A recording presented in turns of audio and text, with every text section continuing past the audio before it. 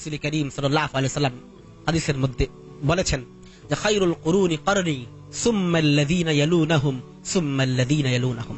আল্লাহ নবী বলেছেন যে খায়রুল কুরুনি করনি, যে শ্রেষ্ঠতম যুগ হচ্ছে আমার যুগ বা আমার সাহাবায়ে কেরামের যুগ। সুম্মাল্লাযীনা ইয়ালুনাহুম, তারপরে এর পরবর্তী যুগ অর্থাৎ তাবেঈদের যুগ। সুম্মাল্লাযীনা ইয়ালুনাহুম, তারপরে তাবেঈর যুগ। তাহলে আমাদের নবী তিনটা জমানাকে শ্রেষ্ঠতম জমানা বলে স্বীকৃতি দিয়েছেন। এখন আমরা কোনো ব্যক্তিকে প্রাধান্য দিতে পারতেছি না কোরআন এবং সহিহ হাদিস দিয়ে, আমরা কোনো ব্যক্তির সংজ্ঞাকে প্রাধান্য দিতে পারতেছি না কোরআন এবং সহিহ হাদিস দিয়ে। এই সকল ক্ষেত্রে আমাদের মূল নীতি হলো যে আল্লাহর নবী যেই জমানাকে শ্রেষ্ঠ বলে স্বীকৃতি দিয়েছেন, আল্লাহর নবী যেই জমানাকে অনুসরণীয় বলে স্বীকৃতি দিয়েছেন, সেই জমানার পৃথিবী বিখ্যাত মুহাদ্দিস, পৃথিবী বিখ্যাত মুজতাহিদ কি বক্তব্য দিয়েছেন। তারা যেই হাদিসকে সহিহ বলে আমলযোগ্য সাব্যস্ত করেছেন, আমরা বলি সেই হাদিসটাই আমলযোগ্য হবে, যেহেতু ওই জমানাকে রাসূল করিম সাল্লাল্লাহু আলাইহি ওয়াসাল্লাম শ্রেষ্ঠ জমানা বলেছেন।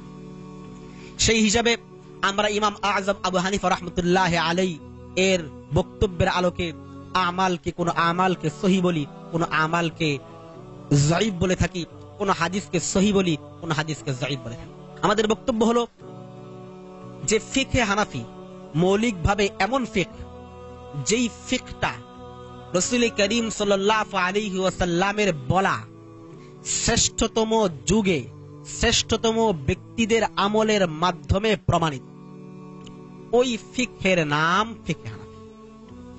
ওই ফিকহের নাম ফিকহে হানাফি, যেই ফিকহটা রাসূলের বলা শ্রেষ্ঠতম যুগে সংকলিত হয়েছে এবং শ্রেষ্ঠতম যুগে শ্রেষ্ঠতম ব্যক্তিরা আমল করেছে।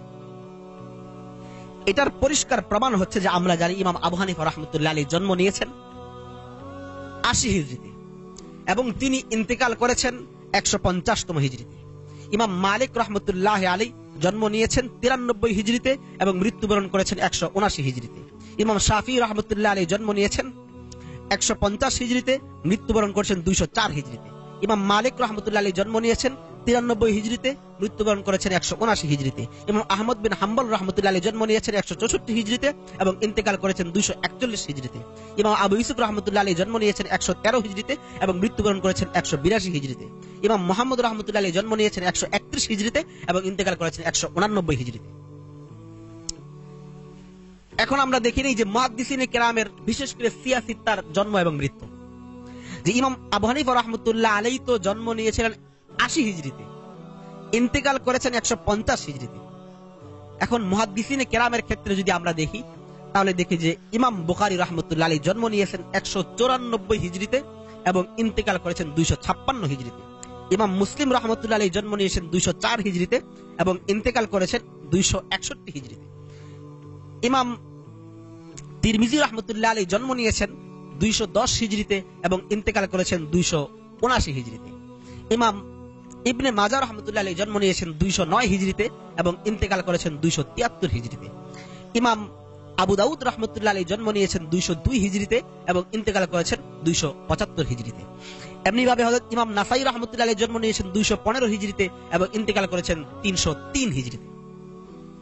আমরা যদি এই জন্ম মৃত্যুর এই হালাতগুলি একটু দেখি তাহলে দেখব যে ইমাম আবু হানিফা রাহমাতুল্লাহি আলাইহি এর মৃত্যুর ৪৪ বছর পরে ইমাম বুখারী জন্ম নিয়েছেন। ইমাম আবু হানিফা রাহমাতুল্লাহি আলাইহি তার ফিকহে হানাফি সংকলিত করে আমল জারি করে যাবার ৪৪ বছর পরে ইমাম বুখারী জন্ম নিয়েছেন এবং ইমাম আবু হানিফা রাহমাতুল্লাহি আলাইহির মৃত্যুর ৫৪ বছর পরে ইমাম মুসলিম রাহমাতুল্লাহি আলাইহি জন্ম নিয়েছেন। ইমাম আবু হানিফা রাহমাতুল্লাহি আলাইহি এর ইন্তেকালের ৫২ বছর পরে ইমাম আবু দাউদ রাহমাতুল্লাহি আলাইহি জন্ম নিয়েছেন। ইমাম আবু হানিফা রাহমাতুল্লাহি আলাইহি এর ইন্তেকালের ৬০ বছর পরে ইমাম তিরমিজি রাহমাতুল্লাহি আলাইহি জন্ম নিয়েছেন। ইমাম আবু হানিফা রাহমাতুল্লাহি আলাইহি এর ইন্তেকালের ৫৯ বছর পরে ইমাম ইবনে মাজাহ রাহমাতুল্লাহি আলাইহি জন্ম নিয়েছেন। এমনি ভাবে ইমাম আবু হানিফা রাহমাতুল্লাহি আলাইহি এর ইন্তেকালের ৬৫ বছর পরে ইমাম নাসাই রাহমাতুল্লাহি আলাইহি জন্ম নিয়েছেন। তাহলে আমরা দেখতে পাচ্ছি যে সর্বনিম্ন স্টেপ হচ্ছে 44 বছর। এর আগেই ইমাম আবু হানিফা রাহমাতুল্লাহ আলাইহি তার ফিকহে হানাফি সংকলিত করে ফেলেছেন এবং শ্রেষ্ঠতম যুগে সেটা জারি হয়ে গেছে। এই জন্যই আমরা বলি যে ফিকহে হানাফি হলো রসুলের বলা শ্রেষ্ঠতম যুগের শ্রেষ্ঠতম আমল, শ্রেষ্ঠতম ব্যক্তিদের মাধ্যমে জারি হওয়া আমল, যেটা ইমাম মুহাদ্দিসিনে কেরাম জন্ম নেবার কমপক্ষে 44 বছর আগেই জারি হয়ে গেছে।